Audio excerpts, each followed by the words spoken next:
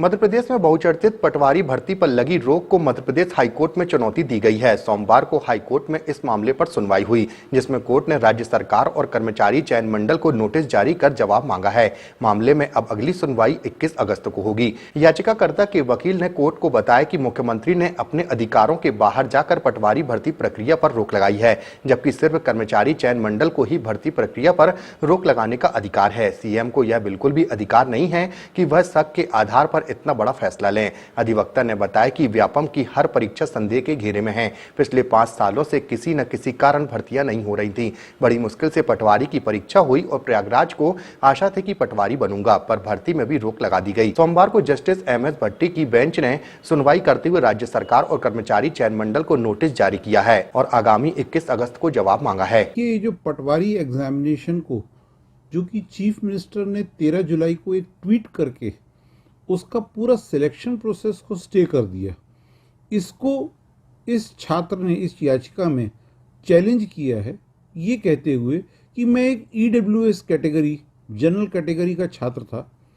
मैंने कई सालों कोचिंग लेने के बाद इस परीक्षा में बैठा और मेरे 88.86 मार्क्स आए रिजल्ट जब डिक्लेयर हुआ, और मैं पूरी तरह आशान्वित था कि वो मेरे मेरिट के बेसिस पे मेरे को पटवारी की पोस्ट मिल जाएगी। लेकिन सडनली सिर्फ शक के बिना पे कि एक पर्टिकुलर सेंटर के ग्वालियर में वहाँ पे कुछ धांधली हुई हैं, तो उसके कारण चीफ मिनिस्टर ने ट्वीट करके पूरे सिलेक्शन प्रोसेस को ही स्टे कर दिया। मेरा अपना आर्गुमेंट ये था कि under the constitutional scheme chief minister has got no right to stay the entire selection process.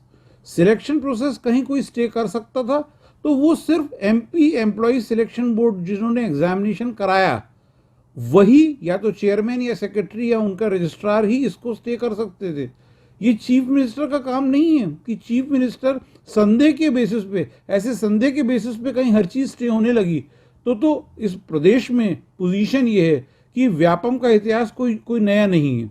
Vyapam के हर एग्जामिनेशन में संदेह के घेरे में, तो वैसे ही लाखों स्टूडेंट्स पहले ओबीसी के कारण, उसके कई कारणों के कारण पिछले 5 सालों से यहाँ कोई एम्प्लॉयमेंट जनरेट नहीं हो रहा। बड़ी मुश्किल से एक एग्जामिनेशन का रिजल्ट आया और इस लड़के को ये आशा हुई कि मैं अपने मेरिट के बेसिस पे पटवारी बनूंगा, तो चीफ मिनिस्टर बीच में कूद गए। हमने अपनी याचिका में भी, मैंने अपने आर्गुमेंट में भी बार बार ये बोला है कि दिस इज नथिंग बट बच्चों के कैरियर पे पॉलिटिकल वोट बैंक की राजनीति है। दोनों पार्टी एक दूसरे का वोट बैंक के चक्कर में बच्चों का भविष्य पूरी तरह से बर्बाद कर रहे हैं मध्य प्रदेश में। आप चीफ मिनिस्टर की कोई कॉन्स्टिट्यूशनल पोस्ट है ही नहीं कि वो इस तरह से आप पूरे के पूरे एग्जामिनेशन को स्टे करें। तो इसमें नोटिस जारी हुए हैं और 21 अगस्त में अब लगा है कि आप जवाब पेश कीजिए कि आपने क्यों इसको स्टे कर रखा है, इस पूरी सिलेक्शन प्रोसेस को। नोटिस जो है वो state of Madhya Pradesh to principal secretary general administration department Bhopal, और नंबर 2 जो अब व्यापम से अब जो नया नामकरण हुआ है Madhya Pradesh employ selection board, Chinar park, Bhopal.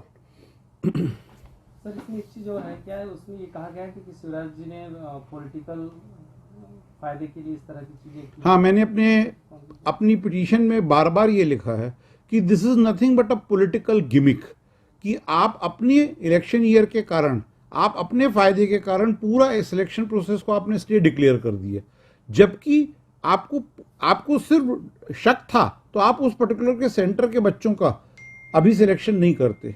But how can you stay the entire process of selection of patwaris on the basis of just संदेह।